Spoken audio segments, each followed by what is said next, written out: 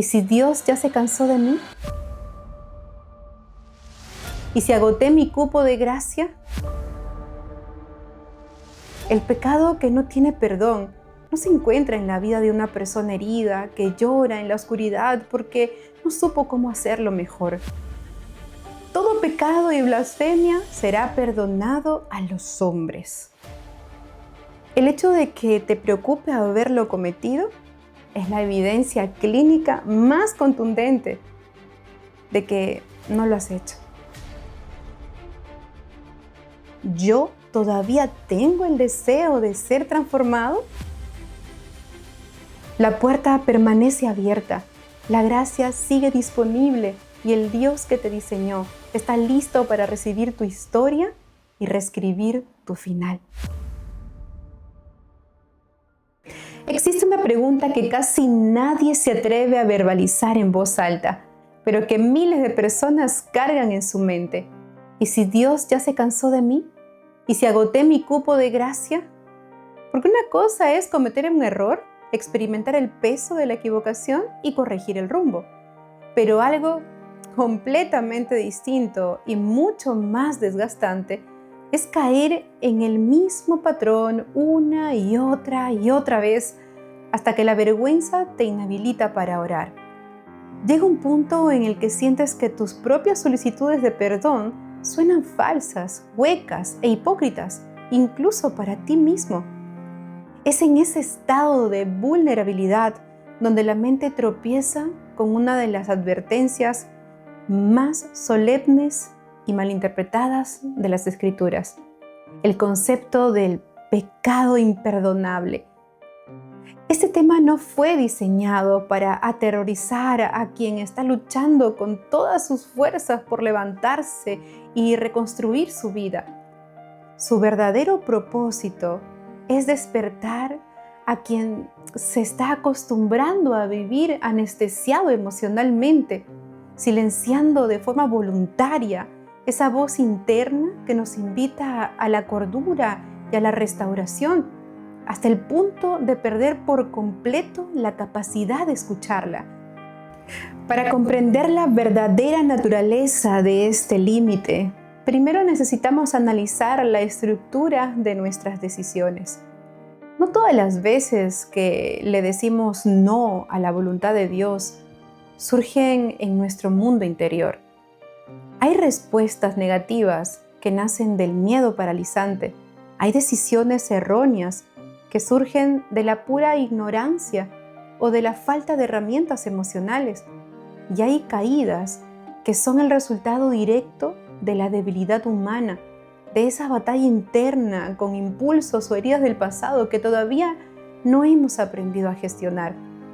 Ninguno de estos escenarios califica como el pecado imperdonable. Existe, sin embargo, otra categoría de rechazo, un no mucho más profundo, consciente y deliberado. Es la postura de quien decide por un acto de voluntad cerrar la puerta al aprendizaje, rechazar cualquier tipo de confrontación y blindarse contra la verdad.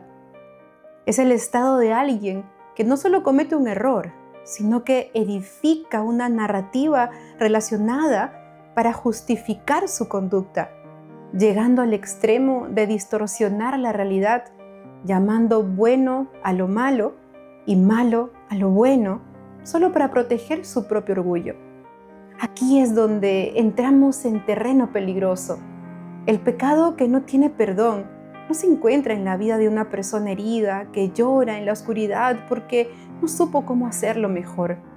Se encuentra en el corazón de quien, estando frente a la luz más evidente, decide conscientemente y obstinadamente odiar la luz porque prefiere la comodidad de su sombra. Ese es el escenario exacto donde Jesús introduce esta advertencia en los evangelios de Mateo, Marcos y Lucas, al hablar de la blasfemia contra el Espíritu Santo. Es fundamental notar que Jesús no pronunció estas palabras ante una audiencia de personas angustiadas por sus debilidades. No le estaba hablando a un discípulo confundido. No, Jesús acababa de realizar un milagro incuestionable. Había devuelto la vista, el habla y la libertad a un hombre severamente atormentado por el mal. La evidencia de la restauración de la salud mental y física estaban allí, expuestas ante los ojos de todos. No era una teoría teológica abstracta, era un hecho terapéutico e histórico. Sin embargo, los líderes religiosos de la época, para no dar su brazo a torcer y proteger su estatus, elaboraron una explicación perversa. Echa fuera a los demonios, sino por Beelzebú, príncipe de los demonios.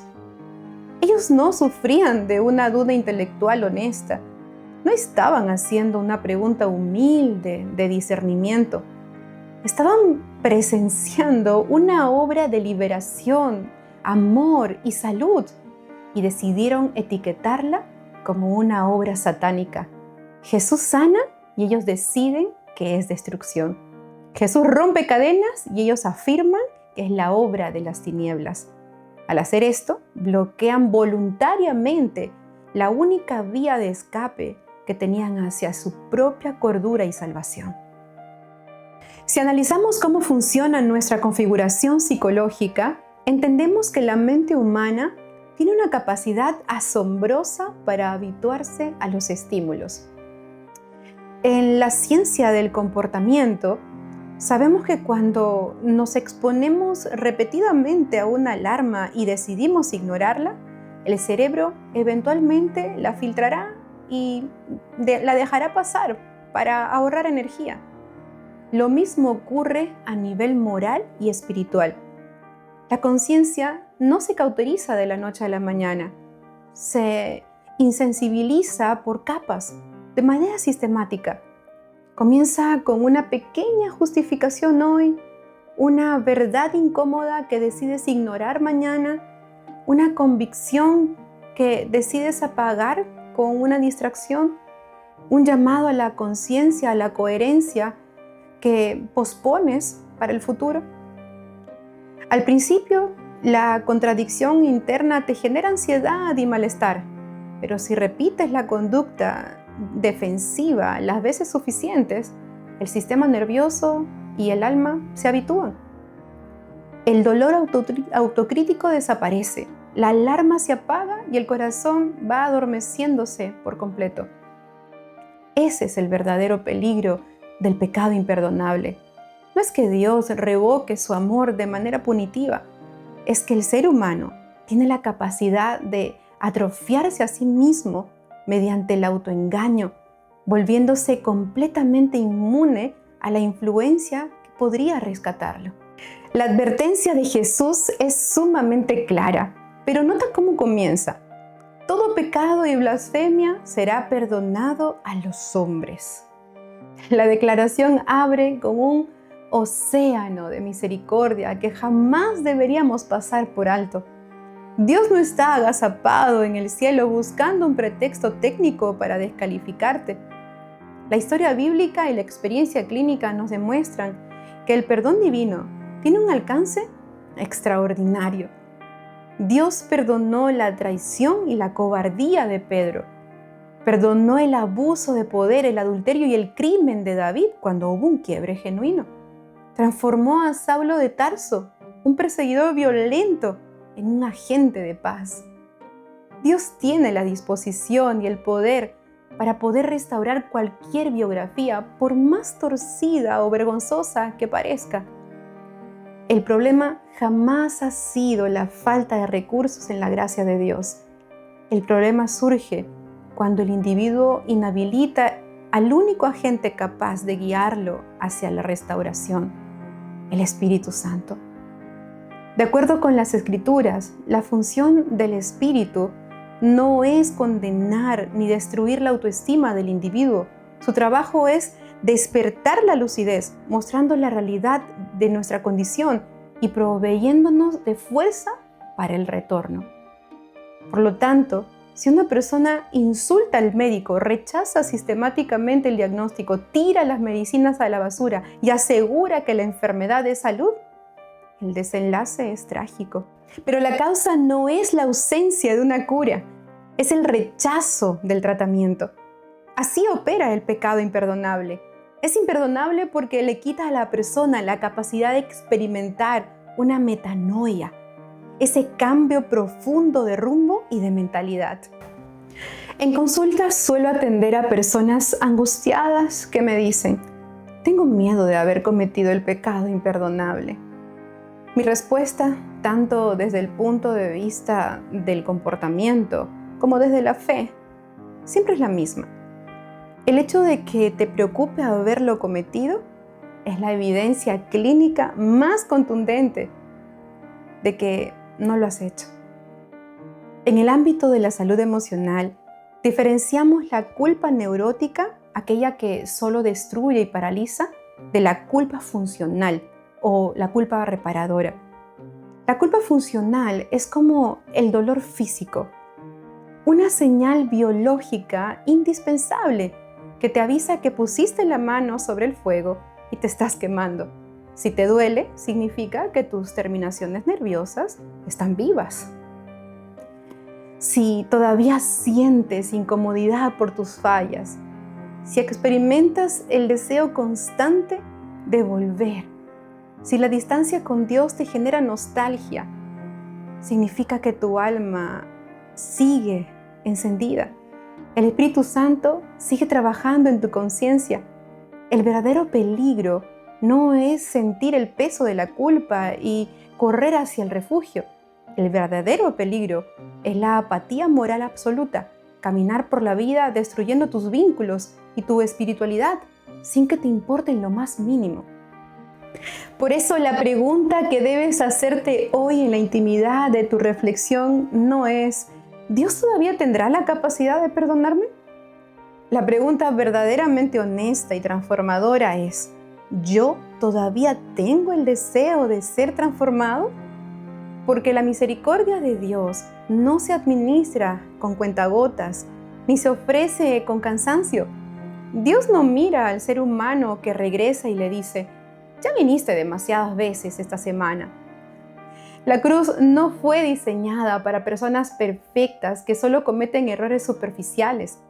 Fue levantada para pecadores reales, para historias hechas pedazos, para dinámicas complejas y para realidades que nos avergüenzan recordar en público. Dios tiene el poder de sanar aquello que ni siquiera te atreves a confesar en una conversación íntima.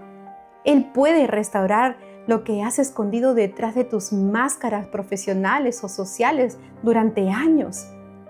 Pero su amor es tan respetuoso de tu diseño, que jamás violará la libertad de tu voluntad. Dios insiste, envía luz, incomoda tu zona de confort, abre puertas y despierta tu mente, pero no te manejará como un títere. No juegues con la voz que hoy te está invitando a quitarte esas máscaras. No anestesies la inquietud que sientes en el pecho con explicaciones fáciles. No te acostumbres a vivir lejos de Dios como si eso no fuera peligroso. Si hoy sientes la necesidad de retomar, hazlo. Si tu fe está debilitada y tus estructuras tiemblan, preséntate ante Él con lo que queda. Jesús dejó una promesa que es un pilar inamovible. Al que a mí viene, no le echo fuera. No permitas que la vergüenza construya una pared entre tú y la restauración. No uses tus caídas del pasado como un argumento para alejarte en el presente. Ven tal como estás hoy, con tus dudas, con tus recaídas, con tu vulnerabilidad y con lo que no has podido resolver por ti mismo.